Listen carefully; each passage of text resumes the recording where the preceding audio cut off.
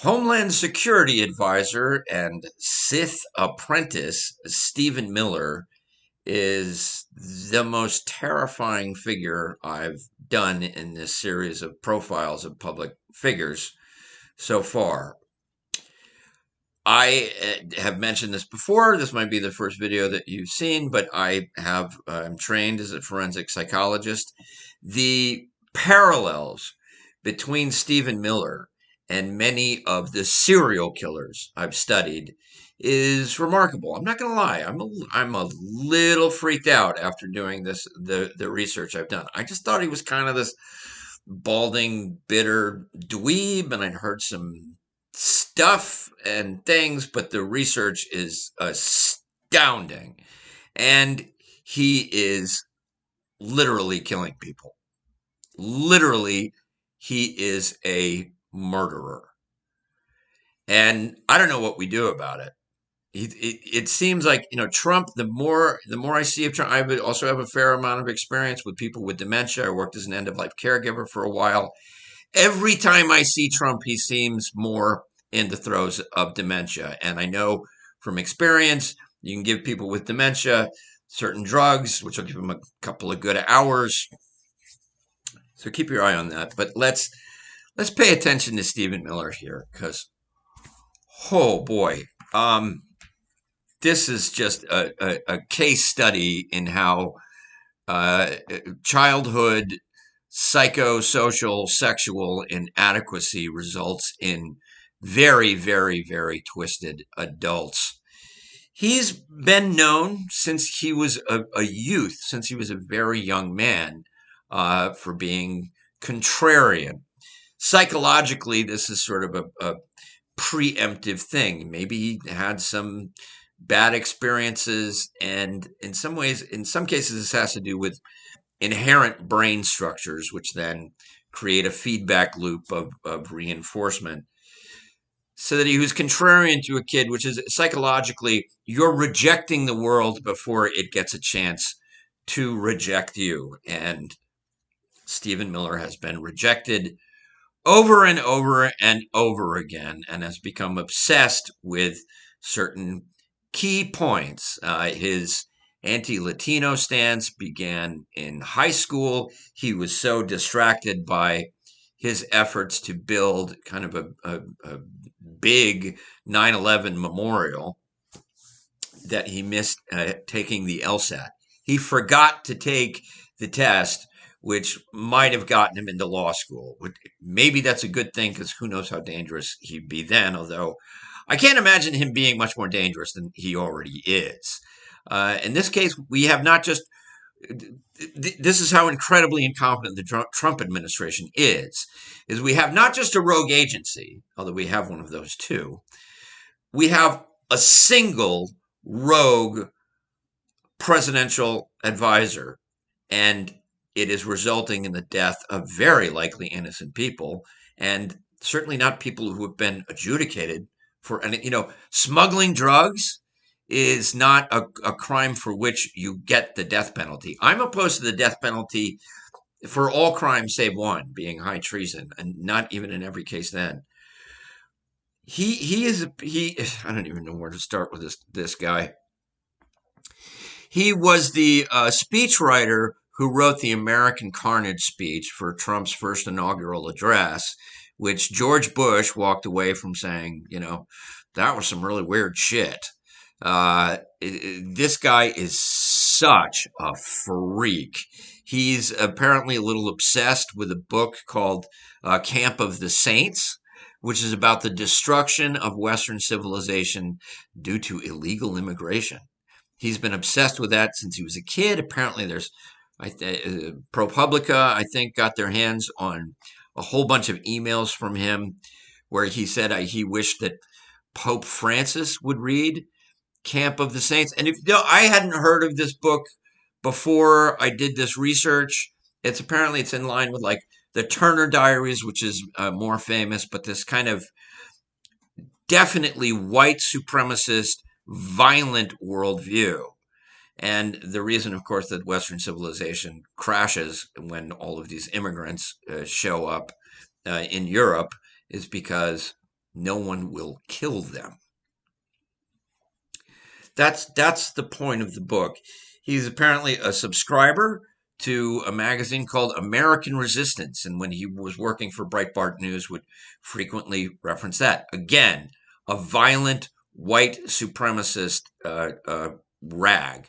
The other day on one of my videos, the one about Jordan Peterson, somebody asked me, do you support the idea of the dehumanization of what he called third way politics, which I guess encompasses fascism? Seems a little weird to me to call fascism anything but basically fascism, but okay. I mean, here's my straight up answer on that. I am opposed to the hatred of anyone, period. Again, as a forensic psychologist, my training involves fostering a sense of cognitive and affective empathy for people who have done objectively evil things. Richard Ramirez, who is in some ways the most evil of the serial killers of which I'm aware, certainly one of the most famous. In part, he was the most evil because he was the most focused on being evil. I can tell you stories about Richard Ramirez's childhood that will break your heart and freak you out.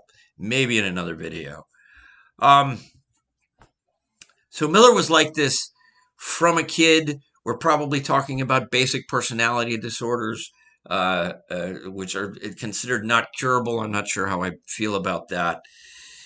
And he was actually lampooned in the school paper. He got a significant amount of social pushback in his, milieu. Now, I don't think it was cool for a school paper to single out a student, no matter what his behavior was, and kind of lampoon him that way. At that age, I might have done the same thing. But this is a key aspect of why I think if we're going to force ourselves to live in this hyper pro-social world, we need to teach social skills to children. Algebra. I mean, I'm working on a PhD. I still don't use algebra. I mean, I'm taking statistics in like two quarters from now, which I'm terrified of. But even that doesn't involve a lot of algebra. I don't think. I took it as a master's program too. Passed by the skin of my teeth. No algebra. So they almost I almost didn't make it through freaking high school because of algebra. I never use it ever. Except maybe like scaling up a recipe. But social skills, we don't concentrate on that at all. And nobody stopped the school paper from lampooning Stephen Miller, which probably didn't help him to become a healthy, well-adjusted adult, which he is definitely not.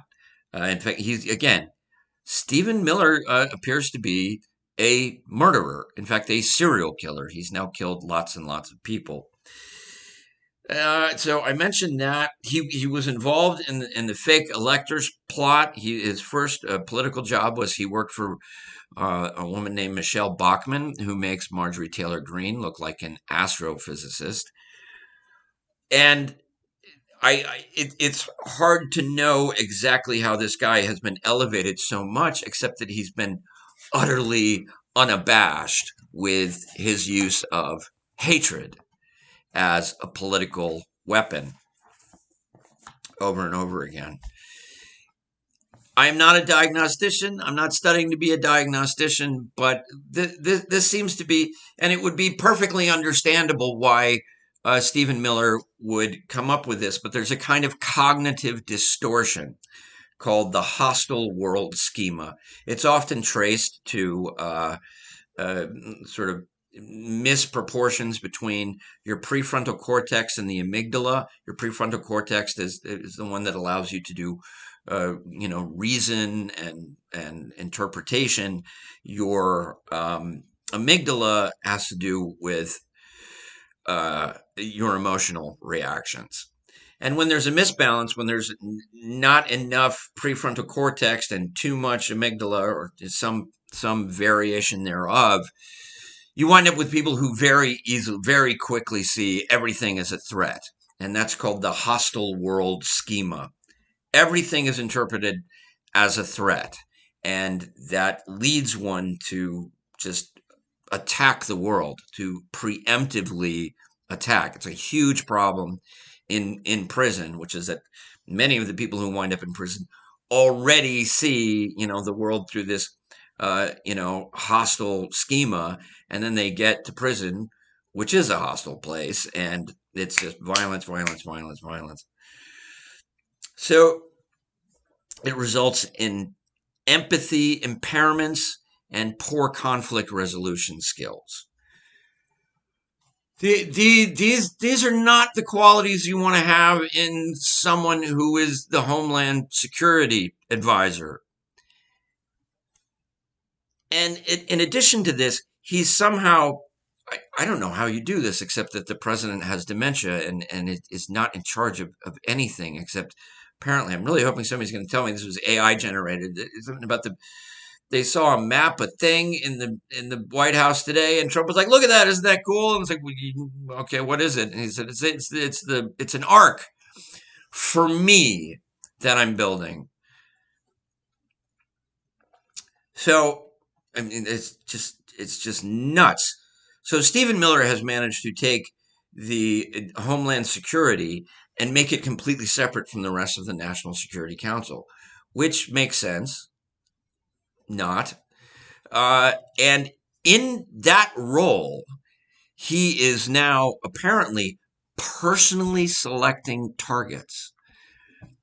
He is personally picking targets in the Caribbean of boats and saying, yep, looks like a drug running boat to me, which again, not an offense for which you can be executed. I mean, it's not a good thing. Especially there's fentanyl and a lot of that stuff now. Some people are saying that there's an intentionality in that to cause chaos in the United States. Maybe that's true. Maybe that's some bullshit story out of DHS. So do any of you have connections to sailors in the Caribbean right now? Someone needs to remind them that you are just as culpable for following an illegal order as you would be if you issued an illegal order. And the word needs to get down to them. I mean, what these captains are doing, I don't know. What the Admiralty is doing, I don't know. What I can tell you is that and I do think that, the QAnon wanted the big day of reckoning. They called the storm. I think it's going to work out the opposite way eventually, not soon enough, not before a whole lot more innocent people are murdered and terrorized. This is going to be like Abu Ghraib all over again, where just the lowest level people get prosecuted for this, where the responsibility is higher. The guy who actually pushes the button to fire the drone is going to be the one who winds up, in Leavenworth for doing this. Get word to these sailors and drone operators. What they are doing is a crime. There's been no finding of war against Venezuela. All of this is being done. It's not like some secret assassination plan or targeted rendition plan. We're blowing up boats in the Caribbean, and then Stephen Miller and his ilk are proudly telling the media about it. They're thrilled. They're serial killers. These are murderers, and the guy who's going to take the fall for it is somebody making $20,000 a year with a PX account. It's got to be stopped. He's managed to separate himself from Marco. There's no oversight by the State Department, and the bad blood between Miller and Marco Rubio goes back a ways. So, I mean, this is so bad. How is it that one presidential advisor is overseeing a war where he is it's not a war, it's a murder, it's a serial murder campaign, is directing billions of dollars in assets, satellites, drones, missiles, against fishermen, or, maybe drug smugglers. Again, smuggling drugs is not a capital offense. But I saw one article, a woman said, my husband's just a fisherman. He went out one day and he never came back. So that may be who we're killing, are just poor Venezuelan subsistence fishermen, so that Stephen Miller can get his kill the brown people fix, which is really all it is. This is a deeply sick and deeply dangerous man. I mean, he's going to be working through justifying his behavior. I mean, humans are more rationalizing than rational. He probably thinks he's doing the right thing, but very, very few people like Richard Ramirez see themselves as evil and actively pursue evil. Stephen Miller is, objectively speaking, because sometimes you need a little, an outside view on these things. Stephen Miller is an objectively evil man, and he is killing people. And there's one thing. In high school, he lobbied very, very hard. This was really his first political success, is that he got the high school to, instigate the reading of the Pledge of Allegiance by all students first thing in the morning, which is a weird thing. And that's the playbook. That's what they're doing with the No Kings protest. They're saying, oh, it's the Hate America rally. So Stephen Miller and a lot of these folks, they're taking their cues from a serial killer, that you just accuse the other. You can manipulate the dull-minded, and by accusing people of being unpatriotic. Like, why are you not willing to say the Pledge of Allegiance? Is it because it's weird and fascistic and like, mind conforming and Orwellian? I thought, before I knew what the word, I'd never heard of George Orwell before. I had to do it when I was a kid. You stand up and you read this thing. You're pledging allegiance to the flag, not the ideals of America, of, free speech or equal rights, being equal under the law, but just that, we're under God and indivisible. I guess whoever wrote that didn't see the 21st century coming. So he was a weird kid. Everybody hated him, and he was never. That's part of, there's this psychosexual inadequacy going on with these guys that you see in serial killers a lot, which is why their sexuality gets so twisted into these sadistic murders. Stephen Miller's wife went on and described him as a sexual matador, which sounds to me like something she was told to say. And it's also like, what are you kids doing? Does she know how bullfights end? I mean, if he's the matador, for one, what is she doing? And then, what's the denouement? It's not like the matador and the bull just smoke a cigarette afterwards, okay? The bull gets horribly slaughtered. It actually gets it's not even the matador. Matador just does, a bunch of guys come in and stab the poor bull. They stab the bull over and over again, and then the matador is supposed to do sort of a final thrust. It's a brutal, terrible sport. How anybody would think that was a good way to describe their sex life. Yeah. There's a comedic aspect to all this, which I'm trying to upplay, but I'm genuinely freaked out here. This is fucking bizarre. Stephen Miller is a serial killer, and he is solely in charge of going to war, even if he's right, with drug cartels in South America, which is a terrible idea, by the way. Terrible idea. It's like, let's get all the drug cartels to unify and come against us. I don't know if that can happen, but if it does, Their collective money is actually more than our military budget. If somehow we created an alliance of drug cartels, so instead of fighting each other, they all gang up and fight us, which is, I mean, the drug cartels, like you want to talk about collections of psychopaths. It's I spent a little bit of time studying the whole drug trade thing. That is a system that rewards the most brutal, the most murderous people to rise to the top. So yeah, let's get them all in alliance with us with no conscience whatsoever. That's what Stephen Miller is doing.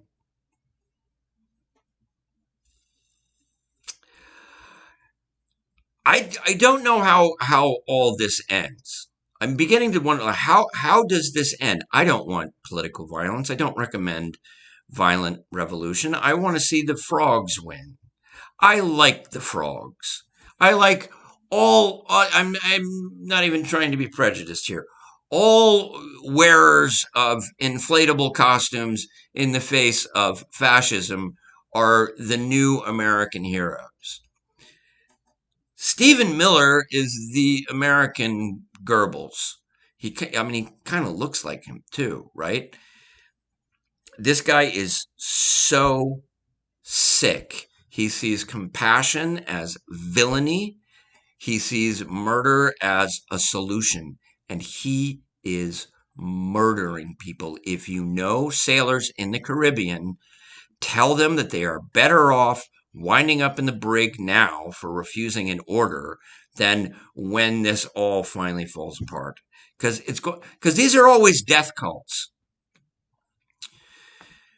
My response to the guy who said, "How do you feel about dehumanizing the dehumanizers?" Essentially, I said, "Well, okay.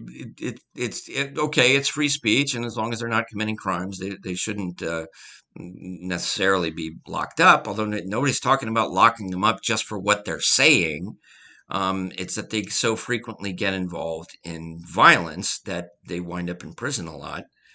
Uh, Again, I don't promote hatred for anybody." But these are all the reason that they scare me, and that I'm certainly willing to be more critical of them. This guy said, you're more critical of them than you are of communists. It's like, well, I've never said anything positive about totalitarian centralized planning. That's, go watch all my videos, please. I could use the views. I've never said anything like that. I once said that the word socialism doesn't scare me that much, because it doesn't. It's the biggest pussy move to say that you're afraid of socialism. You guys are pussies. Again, I'm trying to save the profanity towards the end of the people when, only 10 to 15% of folks are watching it anyway. But what a bunch of fucking pussies. And I know it's kind of it's not a great use of the word pussy. Pussies deserve more respect than that. But hey, vibe shift. If you or somebody knows a sailor in the Caribbean right now with any level of responsibility for what is going on, tell them to stop, to get arrested, because this is going to come down. And afterwards, I think there's an extent. I think we're in when in the course of human events kind of moments. Our system is busted, flat, broken. It needs to probably be just utterly reformed. And we need to join, among other things, the International Criminal Court, which is where Stephen Miller should be prosecuted for war crimes. There is no finding of war. There is no legal justification for this. There is no reason we couldn't keep stopping these guys with Coast Guards. Apparently, they usually just surrender because they know it's not a big deal. They go to jail for a while, which, can be like 3 hots and a cot for a year or two, which is not to say that it's great. And then they'll go back to where they came from. They readily surrender. Even when even when they're actually smuggling drugs and not just out fishing. Which I get, was it J.D. Vance who said, "Oh, not a good time to be fishing in the Caribbean." You sick fuck. fucking Vice President Leroy Jenkins there. Just cannot. There are Nazis in the White House.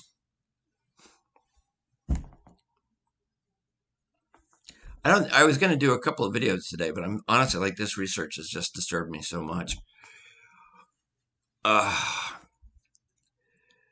So look, it's all terrifying. This is an incredibly long video, mainly because I've just said over and over and over again that Stephen Miller is a serial killer. Stephen Miller is a serial killer. Stephen Miller is a serial killer.